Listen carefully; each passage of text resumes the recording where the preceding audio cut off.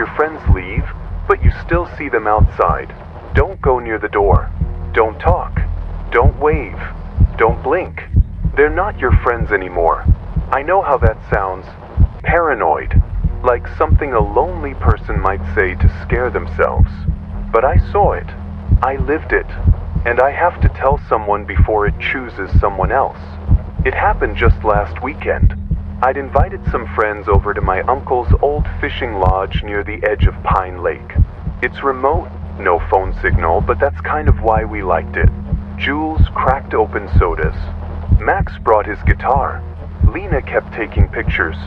We hung out by the fire pit and laughed until the woods went dark.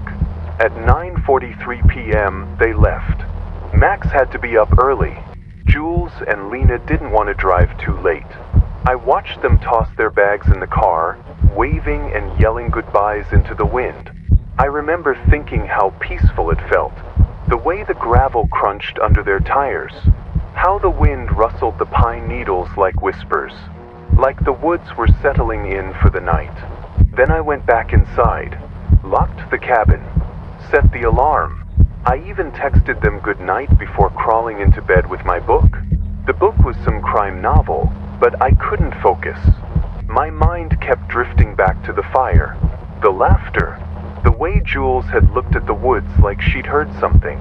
I told myself it was nothing, but I glanced out the window just once before turning off the light and froze. They were still there, standing at the tree line, not walking, not talking, just standing, their faces tilted up toward the window, smiling, only something looked off. Their clothes looked damp, almost darker than before. Their skin looked pale like paper in moonlight. Their smiles were wrong, too long, too wide, unmoving, like they'd been painted on. They didn't blink. I stared for maybe 10 seconds, and not a single twitch, no breath. Just those awful grins. Frozen. I blinked. Shut the curtain fast. Told myself it was nothing. Just shadows. Just tired. I laughed nervously, like that'd undo the fear clawing at my stomach. You're just tired, I said out loud. Sleep deprivation. Optical illusion. But even saying it didn't help. It made it worse. Like I was lying to myself. But at 1:12 a.m., I heard footsteps.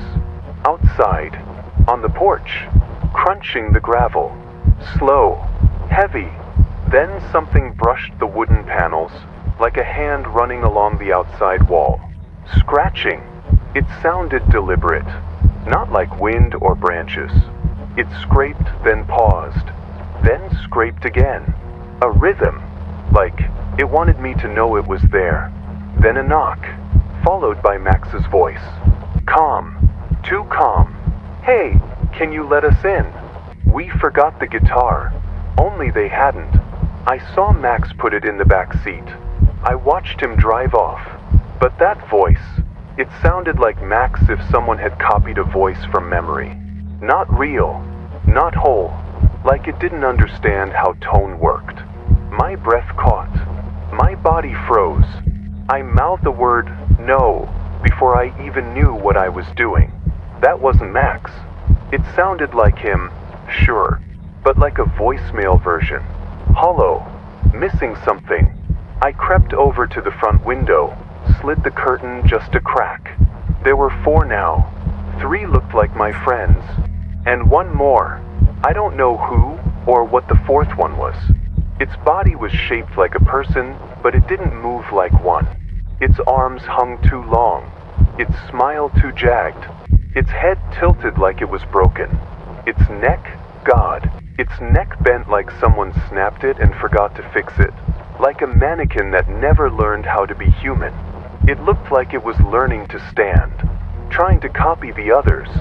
Trying to fit in. And the way it shifted, it didn't breathe.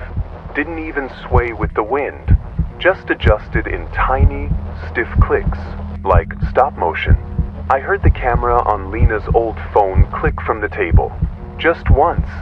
No one touched it, but it lit up, took a photo, screen cracked, battery at 4%. It never did that before. Then all four lifted their arms and waved at the same time. It was like watching puppets pulled by invisible strings. No effort, just movement. The smile on the fourth one twitched, like it was glitching. It tried to match the others but didn't understand what happy was. It stretched too far. I could see something rip in the corner of its mouth. Not blood, just fabric, like skin sewn over plastic. The air in the room got cold, like freezer cold. My breath fogged up and the lights flickered. My stomach turned like I was being watched from inside my own skin. The fire from earlier, it smelled like it came back, like smoke and burnt wood were seeping through the vents. But the fireplace wasn't lit.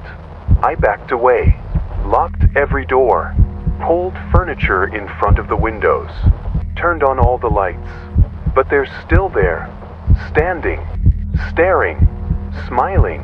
They don't knock anymore. They just wait, like they know something I don't. Like they're not in a hurry, like they already got in, somehow. Sometimes I hear them whispering, not words, just breathy hissing, like steam escaping a pipe.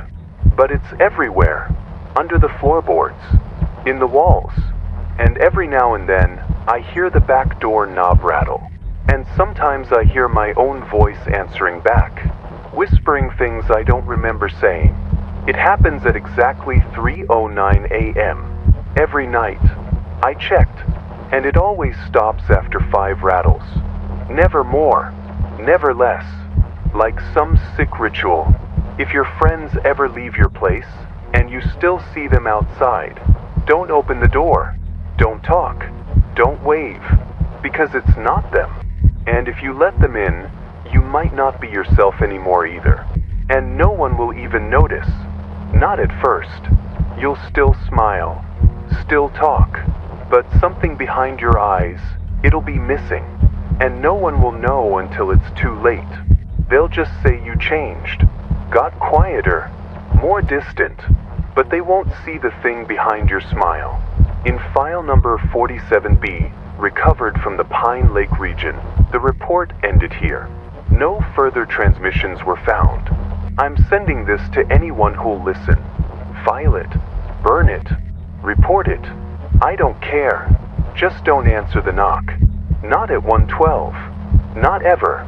I think they're testing us, learning how we react, how far we'll go before we break. I think that's what this is. A study, a rehearsal, and one day we won't know who left and who stayed.